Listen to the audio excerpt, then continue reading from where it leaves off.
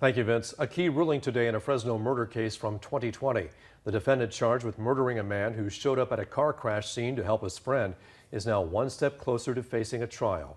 Action News reporter Gabe Ferris spoke with the victim's family today in an interview you'll see only on Action News. And never expect that my own brother would be murdered just to help his friend.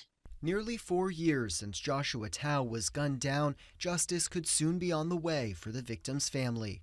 On Friday, a county judge clearing the case against Thao's accused killer to move forward, ruling that prosecutors have enough evidence to take Damion Salinas to trial for murder. So the court has listened very carefully to the testimony, and it very clearly meets the burden of proof.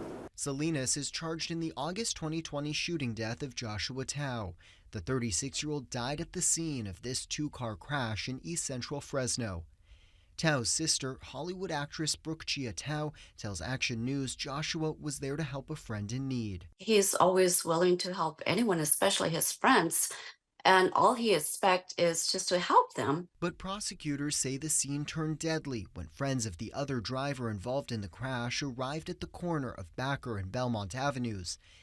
The district attorney's office says Salinas shot Thao in the chest after an argument. He got there and just got violently murdered for helping his friends. At just 22 years old, Salinas has already pleaded not guilty to murder, his defense attorney making the case that Salinas could have feared for his life when things got out of hand. A big group got together and were arguing about a rear-end collision.